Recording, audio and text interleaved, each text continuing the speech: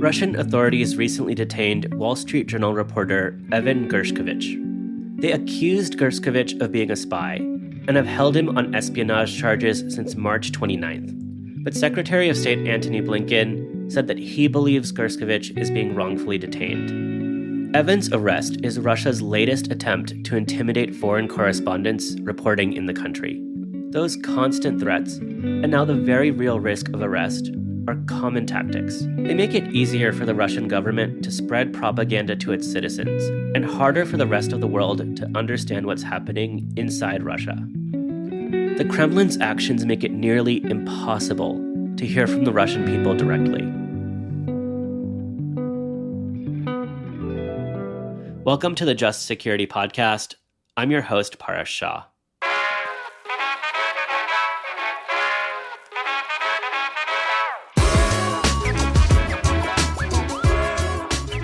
To help us understand Evan's case and Russia's control over the foreign press, we have Gulnoza Syed and Oystein Bogen. Gulnoza is the Europe and Central Asia Program Coordinator at the Committee to Protect Journalists, a non-profit organization that promotes press freedom worldwide. Oystein is the DC Bureau Chief and Lead Correspondent for the Norwegian network TV2. He spent years reporting from inside Russia and was detained 6 times while covering the Sochi Winter Olympics in 2014.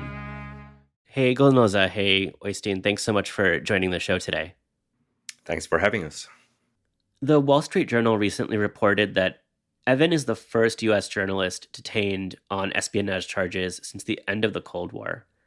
How do you think these charges will play out? When I heard about the charges, I was very concerned, more so than if the charges were different in the same case. Because what we know about other charges of journalists put on trial on espionage charges in Russia in recent years is that practically everything is kept secret. The trials are held behind closed doors. Journalists and the general public cannot get any information about the details of the charges. And usually, in most of those cases, the investigations and the trials end with convictions and lengthy prison sentences. One of the cases I can remember is the case of Russian journalist Ivan Safronov, who is now serving 22 years on state treason charges. And the charges Russian authorities brought against him were very similar. He was also accused of passing information that was state secret to foreign powers. And then there was another case of a foreign journalist, a Ukrainian journalist, Roman Sushchenko, detained in 2018 in Moscow. He was actually a correspondent in France, and he was detained in Moscow when he was on a private trip. And he was also accused of espionage, and the trial was lengthy and held behind closed doors, and he was sentenced to 12 years in jail. And Ukrainian and Russian authorities agreed to swap prisoners in 2019, and that's how Roman Sushchenko got back to Ukraine. So the prospects in this case are not very good. Yeah, I want to. I've been doing a lot of covering a lot of espionage cases in Russia in general against foreigners. And, just to broaden the picture a little bit, I see this case following a similar pattern to what we've seen with Paul Whelan, for example. Whelan is a United States ex-Marine who was arrested in Russia on espionage charges in December 2018. So the good news for Evan is that he will eventually be swapped for a Russian prisoner sitting in jail somewhere in the West, not necessarily in the US.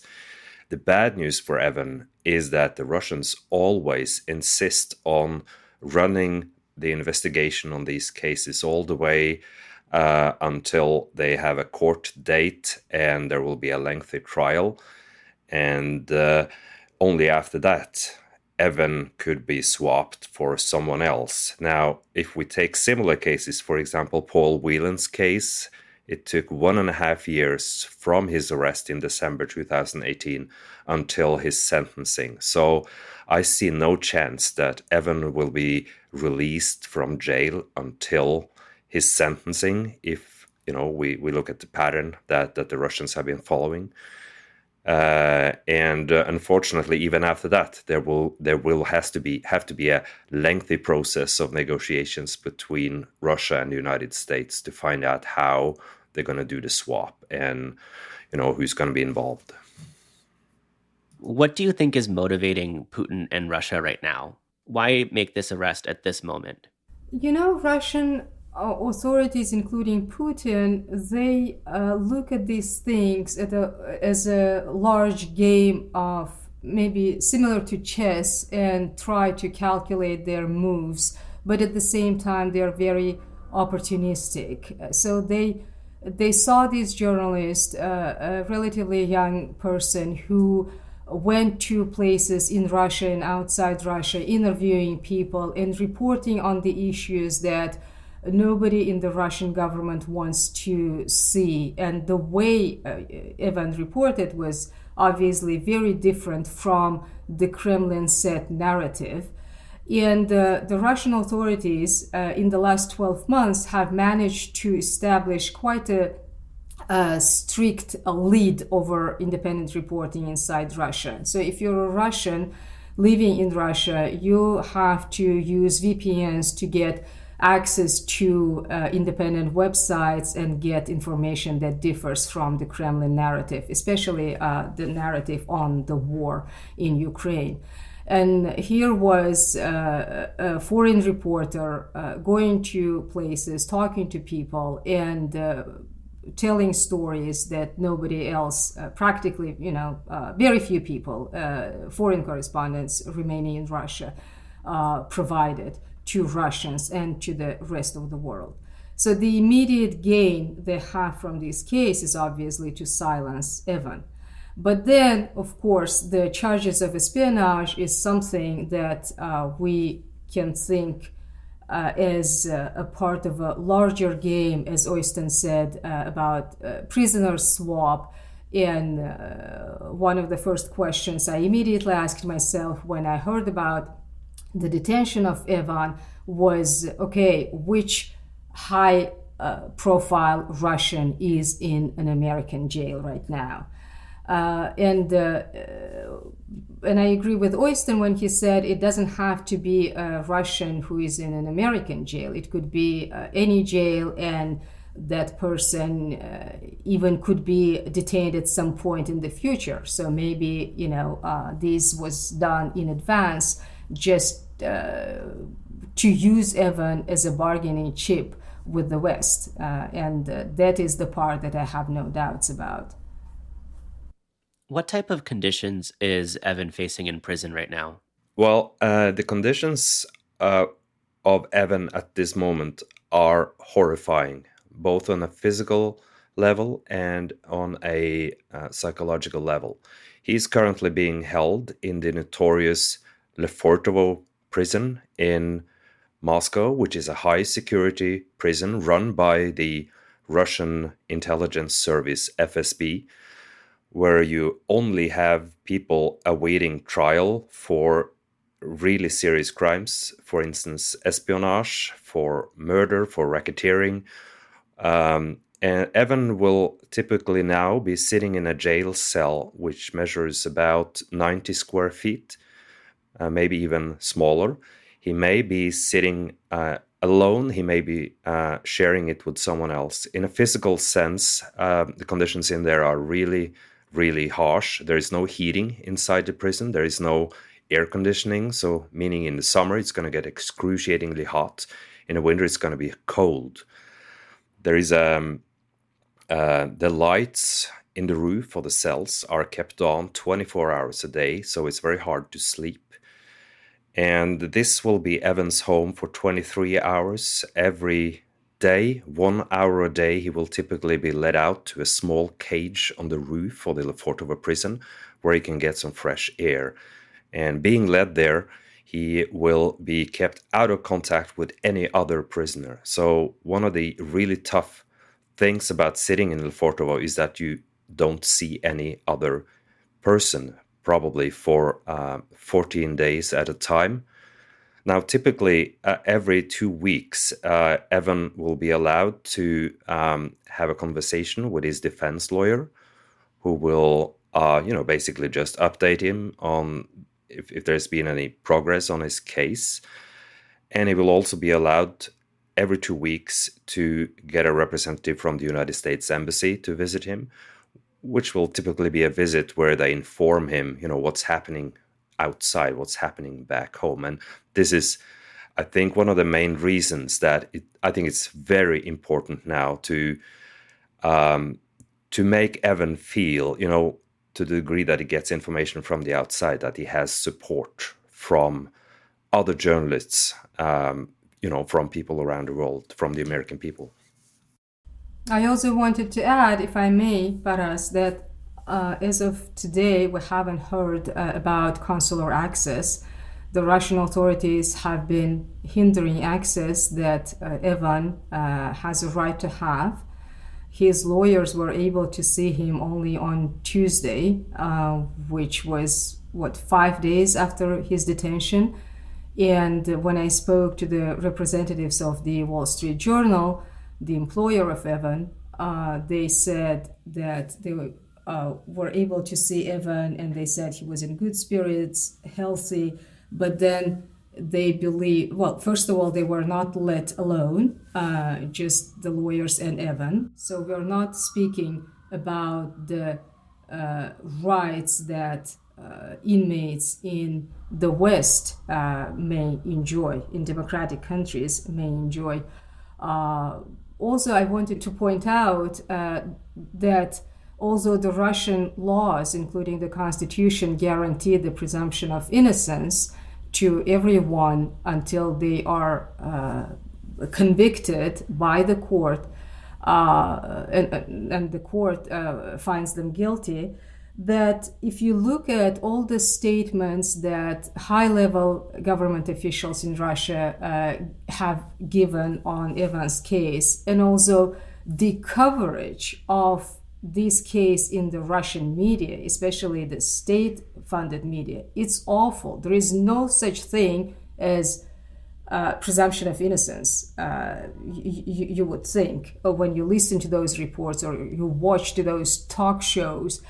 They just talk about Evan as if it is already proven that he is a spy, that he was caught red-handed, and that's something that several high-level officials repeated multiple times. So if you are an ordinary Russian who has been getting information from government-funded pro-Kremlin media outlets, then you would think, okay, this is a spy. Putin and his officials in the government are proving again, or trying to prove their point, that the whole West is against them. Oystein, you have reported from Russia many times, and you've had the Russian authorities monitor you and actually detain you. So what happened in 2014 when you were reporting on the Sochi Olympics? Yeah, I've been actually reporting from Russia for more than 20 years. And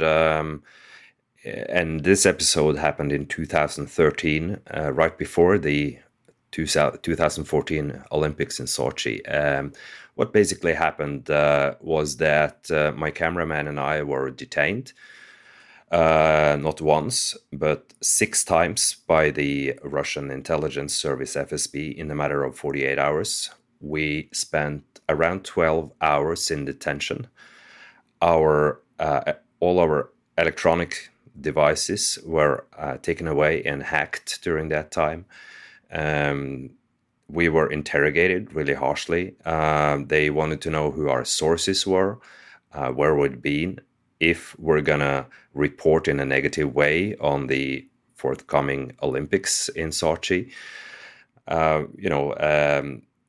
And the worst point came probably when they accused us of having taken drugs, just out of the blue in one of those situations where the police stopped us. And this was a really serious situation because this is what they have been doing against Russian journalists for more than 15 years, just to stop their reporting. And if you're charged, if you face a drug charge in Russia, you can be put away for 8 or 9 years in prison.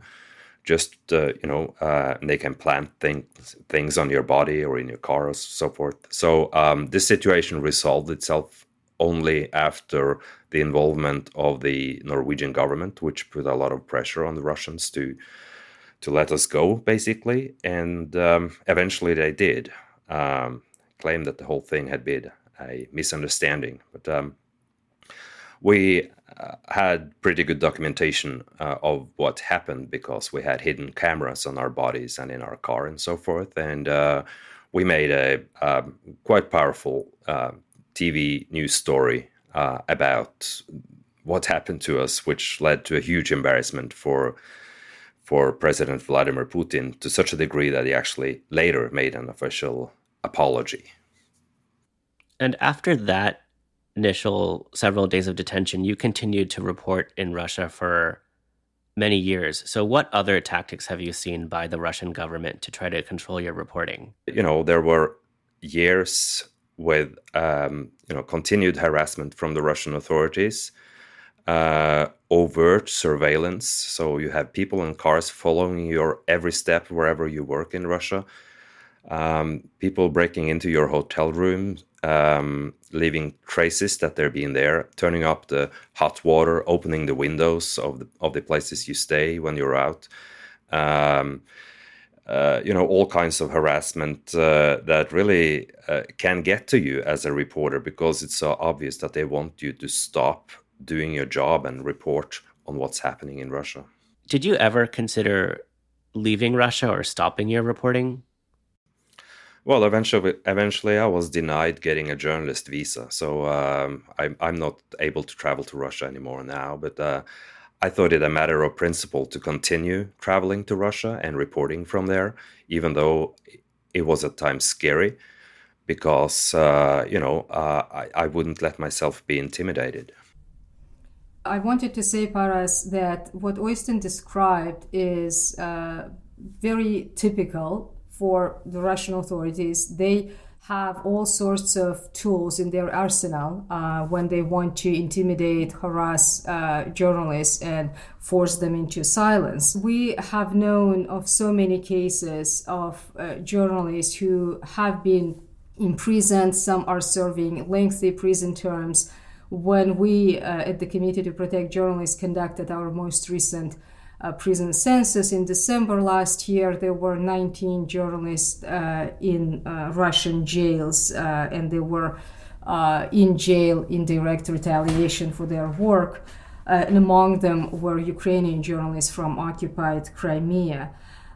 Imprisonment is one of the tools Russian authorities have used for years to silence journalists.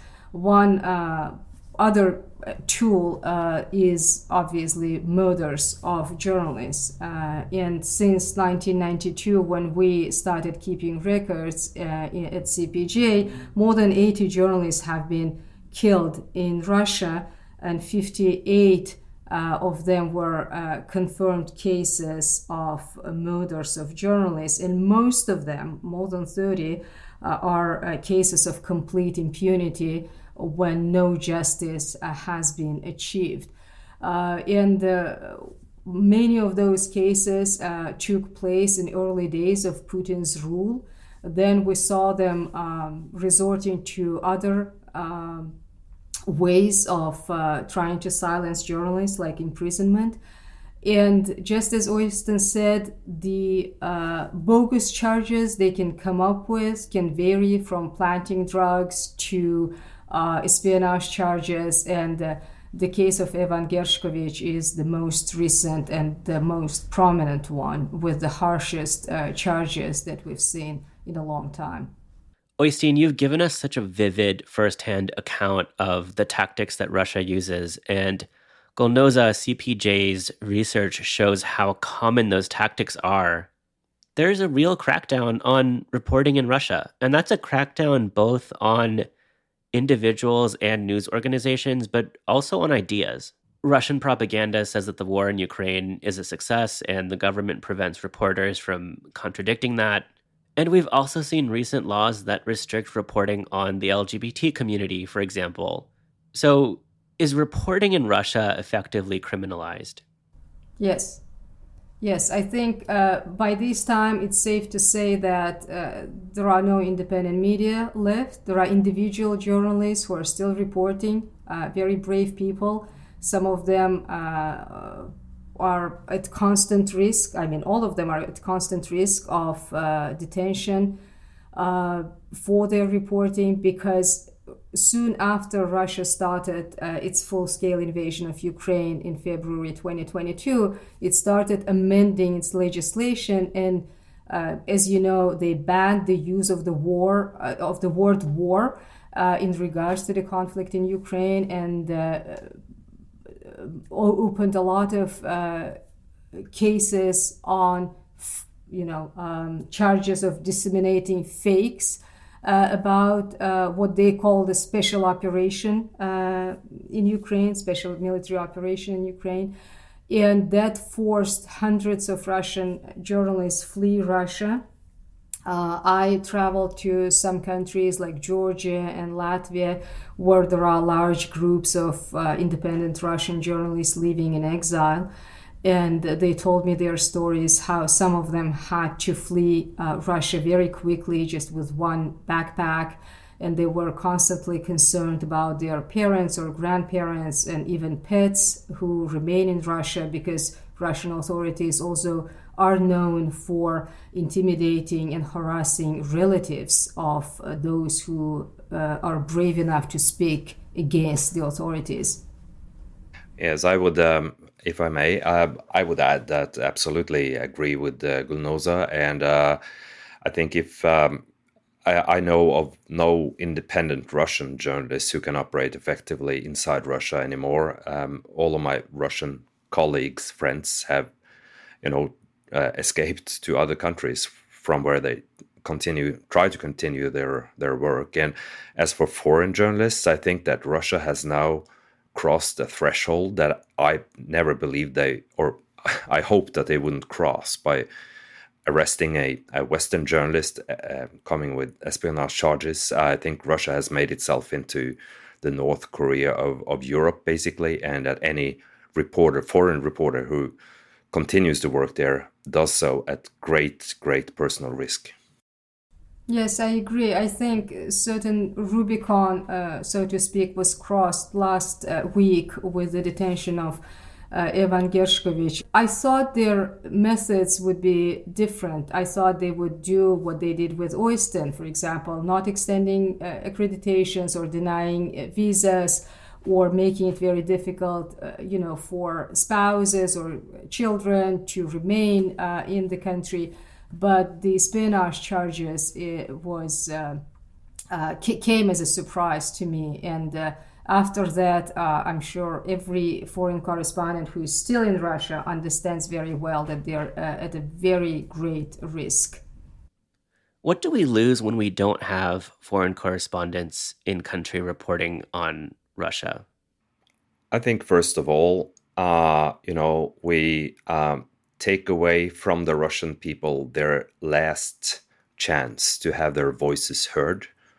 And I think we lose sense of the atmosphere of fear, which is at the moment gripping every Russian citizen, I think, as the country is sliding back towards Stalinist times. I think we're losing a lot, unfortunately, in that sense. This is obviously what Vladimir Putin wants, to be able to present his fairy tale picture of what conditions are inside Russia to the world and to the Russian people. Yes, I think Oystein put it very well. Russian people don't have many other avenues to express their true opinions except for talking to independent journalists, foreign and local. By silencing them one after another, either through detaining them or forcing them to flee Russia, as Oystein said, Russian authorities are just putting another iron curtain around Russia and between Russia and the rest of the world. If I may add, I think that there might still be an avenue in the future to cover Russia on the ground there. And I think that Russia is going to go back to a system where foreign journalists operating there need to have government minders around them, like China has today, like Iran has today, and like it was in the Soviet Union during Soviet times.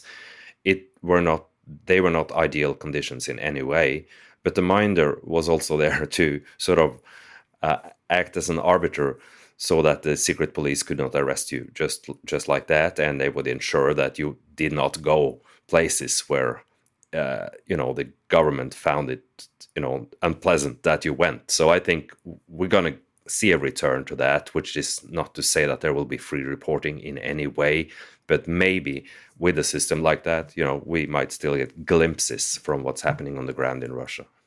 Paras, I was telling my younger colleague the other day how foreign correspondents worked in the Soviet Union. They had to go to the post office, and before they dispatched their reports through telegraph, a censor who had a full-time job in the post office would check all their reports and sometimes not approve them.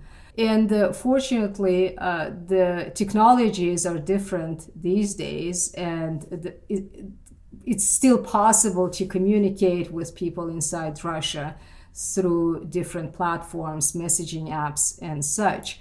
But the Russian authorities have been very methodical in how they try to limit the access to those platforms and apps that people use in order to communicate with the outside world.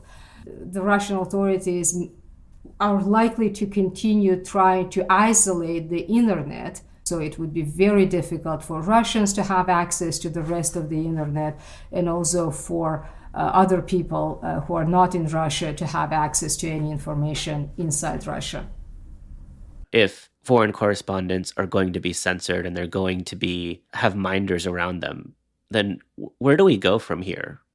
Well, I think, as I said, I think that Russia is now, deserves the title of Europe's North Korea. And I really don't see a future with the current regime in power where you will have free reporting in Russia again. Maybe not in this generation, sadly. I think that on a bigger scale, I think there's going to be more discontent among the Russian people, and that they are going to start, if not protesting, then they will feel the need to sort of have their voices heard in a way.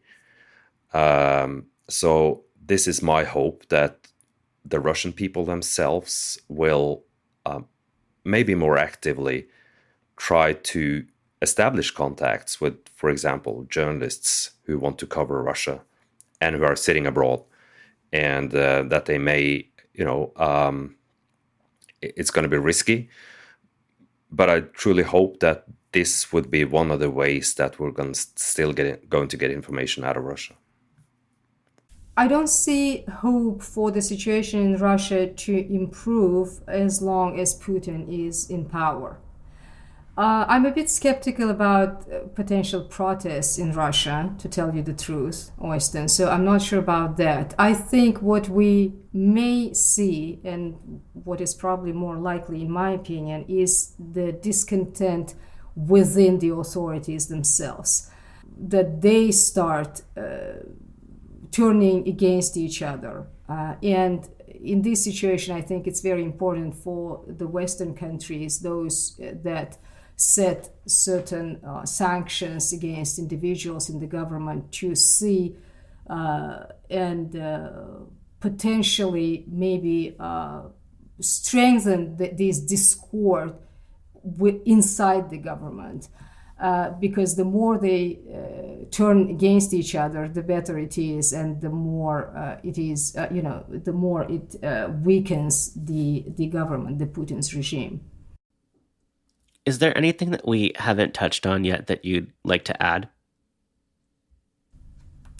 I just wanted to add again, going back to Evan Gershkovich's case, that first of all, he should be allowed consular access as soon as possible, because that is his right according to the international obligations of Russia.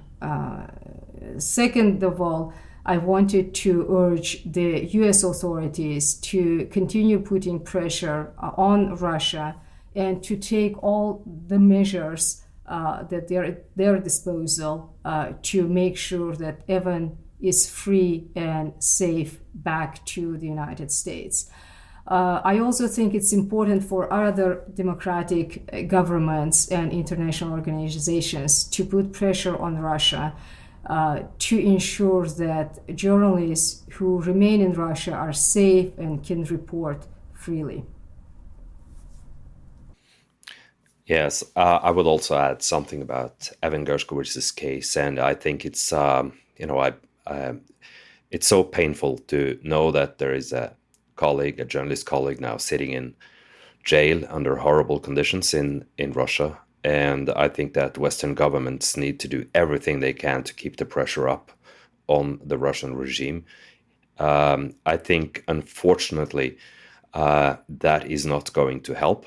And I think that the best thing that other journalists and people around the world can do for Evan now is to continue to show their support for his case, so that he will get the message inside the prison that he's not forgotten, that people are thinking about him, that people are fighting for him. And I think that's extremely important in this situation now, and to help him keep his spirits up. Evan's case is certainly on all of our minds. Oystein, Gulnoza, thanks so much for joining the show. Oystein, thank you for the reporting that you've done in Russia and the reporting that you continue to do. And Gulnoza, thank you to you and CPJ for all the work that you do to monitor and protect journalists around the world. Thank you, Paras. Thanks for having us on your show. You can read all of Evan's reporting, along with the Wall Street Journal's coverage of his detention and resources on how to help his case on its website, which we'll link to in the show notes. The Just Security podcast is produced in partnership with NYU's American Journalism Online program. AJO trains students to become world-class journalists, no matter where they live or work. Find out more about AJO and how you can apply in our show notes. This episode was hosted by me, with co-production and editing by Tiffany Chang and Michelle Eigenhier. Our music is the song The Parade by Hey Pluto. Special thanks to Clara Apt, Oystein Bogen, Viola Ganger, Alex Kappelman, Ben Montoya, and Gulnoza Syed. If you enjoyed this episode, please give us a 5-star rating on Apple Podcasts or wherever you listen.